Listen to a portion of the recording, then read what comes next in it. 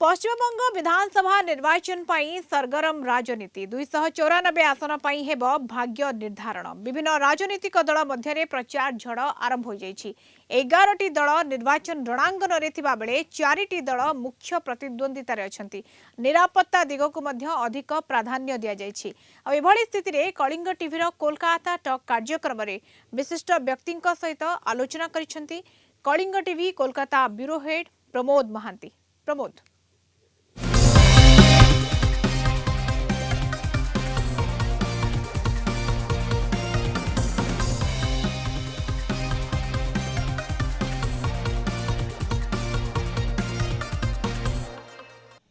Kalinga TV Kolkata talk कार्यक्रम रे उपस्थित अतिथि मानक मु स्वागत जनाऊँ। आमे जानती जे पश्चिमबंग निर्वाचन बिगुल बाजी जाइछि। समग्र देश पश्चिमबंग उपर दृष्टि रखिछंती जे एही निर्वाचन रे तृणमूल कांग्रेसर परिवर्तन ना प्रत्यावर्तन। आमे देखिया पाउछंती जे बीजेपी एवं तृणमूल कांग्रेस मध्य लड़ाई तुंग हेबा प्राय निश्चित होइछि। अन्यान्य दलर राजनेता माने मध्य एही प्रचार मैदान में ओह्लै पड़िछंती एवं यह मध्य बीजेपी तृणमूल कांग्रेस बामफ्रंट एवं कांग्रेस पक्षरु प्रार्थी पत्र घोषणा होइछि। तेबे काहेकि एही पश्चिमबंग रे निर्वाचन प्रति समग्र भारत वर्षर आखि आमे देखिया पाउछन जे 294 टी विधानसभा केंद्र एवं प्रतिटी केंद्र रे सते जेपरि सेना छाउनी हो जाइछि। कारण पूर्वर जो संख्यक सेना बा अर्धसामरिक बाहिनी पश्चिमबंग निर्वाचन को आसती चलित वर्ष तार 2 गुण आसबे बोली जना पड़ी। तेबे यही स्पर्शकातर परिस्थिति रे एभली निर्वाचन जो रणांगन आज सृष्टि होइछि यह काहेकि यही प्रसंग को आलोचना करबा पई कलिंग टीवी रो जनप्रिय कार्यक्रम कोलकाता टॉक रे उपस्थित अछंती कोई नगरी सरपंच एवं कंपनी सेक्रेटरी श्रीयुक्त राधावल्लभ मंडल सार, उपस्थित अछंती चार्टर्ड अकाउंटेंट आलोक नायक सार, उपस्थित अछंती विशिष्ट व्यवसायी राधाकांत पात्र एवं चार्टर्ड अकाउंटेंट सनातन बणिक सार। मु प्रथमे सरपंच श्री मंडल सार को पचारि सार कहतु आमे साधारणतः जानती जे गत थर एई पश्चिमबंग निर्वाचन 8 दफा होइतिला किंतु हठात चलित आसन्न निर्वाचन रे 2 दफा करा जायछि। यही छोट कथा किंतु विशाल चर्चा मध्य को आछि। आर अंततत्व कौन हो पारे? धन्यवाद कलिंग टीवी। देखो भल क्वेश्चन टे पचारे कहीं 2 दफा है गत थर होता 8 दफा किछि किछि कहउचंती जे एटा बीजेपी प्रति खराब हबो कारण जदि 8 दफा रे था पारामिलिटारी फोर्स सेंट्रल फोर्स सब जगह रही पारता किंतु एक्चुअली जिनस नुहे कारण जदि 8 दफा करा जाए तेबे जो सेंट्रल फोर्स बा पारामिलिटारी फोर्स को डिप्लॉयमेंट करा जिवो स्टेट रे से माने एठी कोन 8 फेज रे मिनिमम मासटी एठी रहिया को पड़िबो। तेनु सही जिनस को एवॉइड करिया पई ता पई गोटे कॉस्ट इफेक्टिवनेस रहिछि ता पई गोटे प्री प्लानिंग करी अलगा जगह रे लॉ ऑर्डर सिचुएशन को कंट्रोल करा जाय पारु नाही। तेनु सही सब जिनस को आखि आगे रखिकी कारण आमे देखितलु एनालिसिस करी देखिचु पाखापाखि 4,500 कोटी टंकार लॉस हबो जदि 8 फेज रे करा जाए तो गोटे फेज रे जदि करा जाए 2टा फेज रे जदि करा जाए तबे सेही जिनस एते कॉस्ट इफेक्ट बहुत किछि बंची जीवो। सेकंड जिनस 2टा फोर्स रखिले सेंट्रल फोर्स पारामिलिटारी फोर्स को सेंटर बेसी परिमाण रे अलगा स्टेट रु मगई परिबे कारण ओनली 2 दिन वेस्टेज हबो।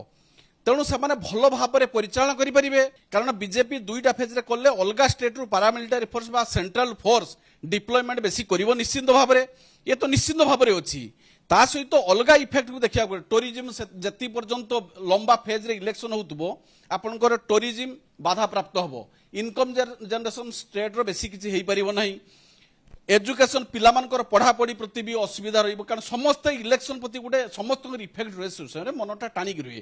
तेणु निश्चिंत भाव में 2 फेज रे इलेक्शन होइछि यह देश पाई भल राज्य पाई भल राज्य अर्थनीति पाई भल देशर अर्थनीति पाई भल एवं बीजेपी को सोहेला भाली निश्चिंत हो बोली मु भावुछि। मु विशिष्ट व्यवसायी राधाकांत पात्र सार को पचारि सार कहतु जे एई वर्तमान सरकार आपण मतरे कौन तृणमूल कांग्रेस रो परिवर्तन हेबो ना प्रत्यावर्तन हेबो आपण मतरे कौन? धन्यवाद कलिंग टीवी आज सन्धार आपण राजनीतिक चर्चा रे मते निमंत्रण कर धन्यवाद देउछि प्रमोद बाबू। आपणकर क्वेश्चन होउछि जे ଆମର ଟିଏମସି ସରକାରଙ୍କର ଯେଉଁ କାର୍ଯ୍ୟକ୍ରମରେ ଆପଣ ପରିବର୍ତ୍ତନ ଚାହୁଁଛନ୍ତି କି ନାହିଁ? ତ ମୁଁ କିଛି ଦିନ ପୂର୍ବକୁ ଯେ ଚାଲିଯିବି ଯେତେବେଳେ ଆମର ରାଜ୍ୟରେ ସିପିଏମ୍ ରାଜତ୍ୱ ଚାଲିଥିଲା ଏବଂ ଲୋକ ଚାହିଁଥିଲେ ଦୀର୍ଘ ଦିନର ତାଙ୍କର ଶାସନ କାଳରେ ଦେଶ ମାନେ ୱେଷ୍ଟବେଙ୍ଗଲରେ ଅଧପତନ ଘଟିଛି ଏବଂ ସେଇ ଚର୍ଚ୍ଚାରେ ଆଜି ୱେଷ୍ଟବେଙ୍ଗଲର ପ୍ରତ୍ୟେକ ଲୋକ ଚାହିଁଥିଲେ ପରିବର୍ତ୍ତନ ଏବଂ ପରିବର୍ତ୍ତନ ଯୋଗୁଁ ମମତା ବାନାର୍ଜୀ ତାଙ୍କର ଟିଏମସି ସରକାର ଆମ ରାଜ୍ୟରେ ୱେଷ୍ଟବେଙ୍ଗଲରେ ଆସିଛି ଏବଂ ଆସିବା ପରେ ଯେଉଁଟା ହେଇଛି ଦେଶର ପ୍ରତ୍ୟେକ ଆମର ୱେଷ୍ଟବେଙ୍ଗଲ ସରକାରର ଏବଂ ଏ ଷ୍ଟେଟ୍ର ବହୁତ କିଛି ହରେଇଛି। କ'ଣ ହରେଇଛି? ୱେଷ୍ଟବେଙ୍ଗଲ ସରକାର ସିପିଏମ୍ ସରକାର ଥିବା ସମୟରେ ଯେଉଁ ଇଣ୍ଡଷ୍ଟ୍ରି ଗୁଡ଼ିକ ଆମର ରାଜ୍ୟରୁ ଚାଲିଯାଇଥିଲା ତା ସତ୍ତ୍ୱେ ଯାହା କିଛି ବଞ୍ଚିଥିଲା ଏବଂ ଟିଏମସି ସରକାର ଆସିବା ପରେ ଆମର ରାଜ୍ୟରେ ଇଣ୍ଡଷ୍ଟ୍ରିଆଲାଇଜେସନ୍ ସମ୍ପୂର୍ଣ୍ଣ ତଳକୁ ଯାଇଛି ଏବଂ ଲୋକଙ୍କର ଶାନ୍ତି ଶୃଙ୍ଖଳା ଏବଂ ଷ୍ଟେଟ୍ର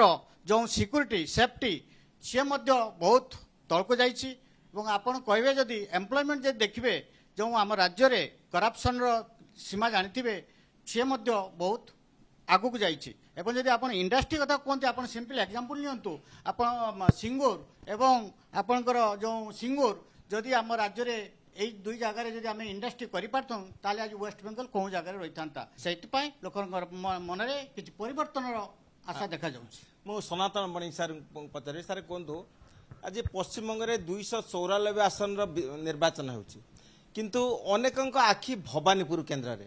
ଆମେ ଜାଣନ୍ତି ଯେ ମୁଖ୍ୟମନ୍ତ୍ରୀ ମମତା ବାନାର୍ଜୀ ତୃଣମୂଳ କଂଗ୍ରେସରୁ ପ୍ରାର୍ଥୀ ହୋଇଛନ୍ତି ଏବଂ ବିଜେପିର ପ୍ରମୁଖ ନେତା ଏବଂ ବିରୋଧୀ ଦଳ ନେତା ଶୁଭେନ୍ଦୁ ଅଧିକାରୀ ମଧ୍ୟ ଭବାନୀପୁରରୁ ପ୍ରାର୍ଥୀ ହୋଇଛନ୍ତି ଏବଂ ଦେଖିବାକୁ ପାଉଛନ୍ତି ଯେ ବିଭିନ୍ନ ମହଲରେ ଚର୍ଚ୍ଚା ଚାଲିଛି, ପ୍ରଚାର ମଧ୍ୟ ତୁଙ୍ଗରେ ଆସିଲାଣି। এই কেন্দ্র এভাবে চর্চার সন্ধিক্ষণে আপনার মত কম? নমস্কার, ধন্যবাদ কলিঙ্গ টিভি। এই যে ভবানীপুর নির্বাচন কেন্দ্র এইটা গোটে হাই প্রোফাইল নির্বাচন কেন্দ্র হয়ে উঠিছি এই নির্বাচনের, কারণ রাজ্যের মুখ্যমন্ত্রী শ্রীমতী মমতা বন্দ্যোপাধ্যায় এবং অপোজিশন লিডর শ্রীযুক্ত শুভেন্দু অধিকারী দুই জন এই কেন্দ্রে প্রার্থী ভাবে নিজের মনোনয়ন পত্র দাখল করবে। কিন্তু বর্তমান আমি দেখা এই জনে তৃণমূল আউ জনে হচ্ছেন বিজেপি, কাহা আড়কু লোক সমর্থন দেবে। ভবানীপুর যদি লোক সংখ্যা আমি দেখা কিছু ওয়েস্টবেঙ্গলর লোক, কিছু অন্য রাজ্যর লোক বি এই নির্বাচন মন্ডলী রয়েছেন।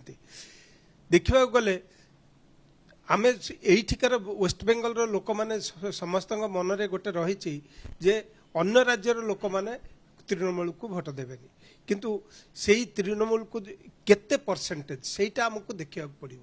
পুଣି চার্টার্ড আকাউন্টাট আলোক নায়ক পাখু যাবি। স্যার আপনার কুহতু যে আমি দেখিছেন যে এসআইআর চালিছি, 57 লক্ষ ভোটরଙ୍କ নাম বাদ যাইছি, 60 লক্ষ বিচারাধীন অনেক কিন্তু ସେଥିମଧ୍ୟରୁ 30 লক্ষ পুଣି ভোটর বৈধ ভোট বলে প্রমাণিত হয়েছি।